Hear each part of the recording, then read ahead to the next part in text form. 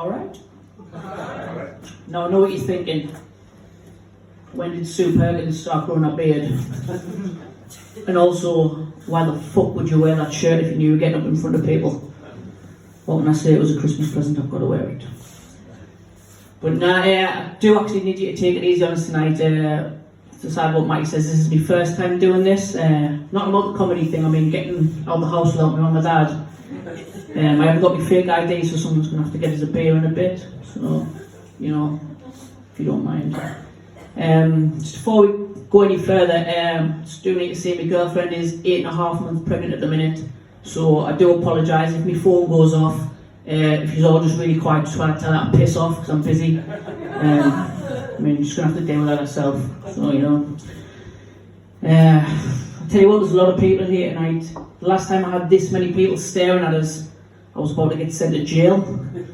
I mean, obviously, I made up a load of lies and got away with that, because, I mean, I wouldn't fucking last a minute in jail, would I really, if you're looking at us?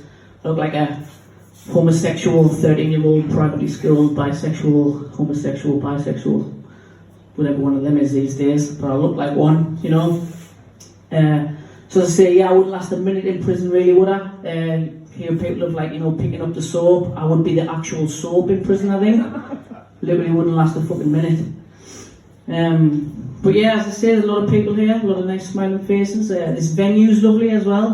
Apart from the toilets, must I say, the toilets are fucking freezing. I mean, I struggle at the best of times when we're taking a little breeze through there. It's done me no favours tonight, these toilets.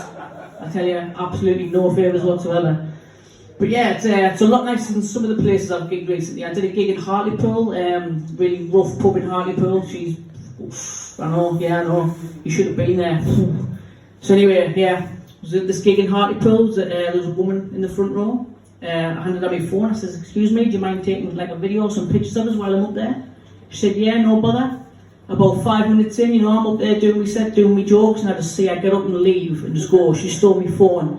I was like, "Fucking hell, mum." Can't trust anybody these days.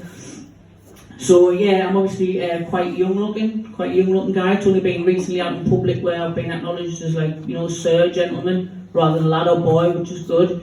You know, I was at the local community centre the other week donating blood. I like to donate blood at least once a month. Semen as well, obviously not at the same time. They told us I couldn't do that. Sometimes as well I even donate my own. So yeah, I was coming out with it, you know, my blood sugars were a bit low. I thought, right, I'm going to nip into Sainsbury's, get some sweets. So I was in Sainsbury's, you know, picking out some sweets. And I heard this young lady behind us, she had a little kid with her, and they must have been having a bit of a struggle with the basket, because I just heard her say, just ask that man, ask that gentleman. So I'm stood there thinking, she's talking about me, obviously, gentleman, I'm that man. So this kid comes over, tugs us on the shirt, says, "Excuse me, sir, do you mind passing us some of those sweets?" So I said, "Do I look like I fucking work here? You little piece of shit?" Nah, that's obviously a lie. I've got a lot of time for kids. I've got kids myself. I remember though the first time I had to hit one of my kids, not a very pleasant experience. She obviously got very upset, I got very upset. If anything, I got more so upset. I'm the one with a smashed windscreen now. That's a joke where I run my daughter over. You didn't see that one coming, and neither did she. No, I'm actually a really good driver. I taught myself how to drive before I did my driving lessons. Let's talk about driving lessons. Fucking hell, driving lessons are a massive waste of time, I think. You learn a lot on your driving lessons that you don't really need when you're out there on the roads, I think. For example, 3-point turn. When you can drive, nobody's counting. You can take 5, 7, a million. Nobody's counting 3-point turns. Not important. Emergency stops. Never done one. Obviously, I've run people over, but I've never needed an emergency stop. Something you don't need. I think we should be learning on our driving lessons things we're actually going to use out there on the roads. For example, scrolling through your phone, arguing with your passenger, what to do with the body of the person you've just hit because you were scrolling your phone and arguing with your passenger, which gear to leave it in while you're cruising getting a blowjob. I mean, to be fair, that thing I actually did learn on my driving lessons. My Uncle Alan, great instructor, great man. did take us 6 years to pass, kept saying I wasn't ready. We're only allowed out at night for some reason as well, which is a bit weird, but, you know, it's a good job the lessons were cheap, you know, what's that, 6 years, 1 hour a week, that cost me my innocence, that's what it cost me to learn to drive. So, yeah, you know. But yeah, despite that, me being a good driver, obviously, through those lessons, I was at a speed awareness course the other week. Has anyone ever been on one of those? Massive fucking waste of time, them on it. Yeah, I got offered the speed awareness course. It wasn't from when I hit my daughter, they didn't offer us the speed. I had to take the points for that, little grass. But yeah, I was on a speed awareness course the other week. You always get, when you're there, there's always this one dickhead who like thinks he knows more than the instructor and the law should be changed and it wasn't his fault. That was me for the time. So yeah, I went in, I had my excuse, which I thought at the time was a really good excuse, but to be fair, he shot us down pretty quickly. He said, Stephen, going 90 miles an hour past the school because McDonald's breakfast is 10:30 is not a good enough excuse. Most are open till 11 now, which is fair dues because they are. I probably couldn't have got there in time, but you know, whatever. So as you probably know, right in the middle of winter now. I obviously haven't dressed appropriately for winter today, but there you go. Winter's a good time for me because I can get a lot involved in sort of like activities I wouldn't do in summer. I don't want to call them sports because they're not really sports. Things like day drinking, putting your kids to bed at 4 because they don't know it's not night time yet. Binge watching TV programs. I've actually just recently finished a TV, like a show that I've been watching for a long time. A lot of seasons, a lot of episodes. It's called Pornhub. So I'm on the hunt for some new stuff to watch. Haven't quite found anything yet, but you know. I don't know whether you get the impression, but I'm like quite a nervous, anxious person. I don't really do that well in like social situations, so it's obviously why I've picked this for a hobby.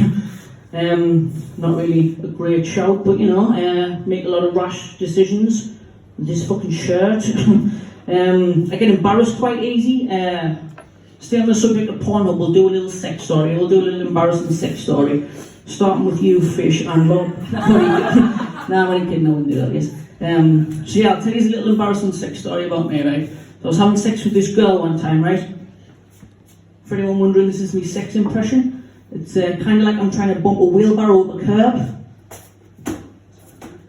Obviously, you can tell I've had sex no times ever, but, you know, anyway. Right, so, moving on. So I'm having sex with this girl one time, then out of nowhere, completely out of the blue, she just wakes up. I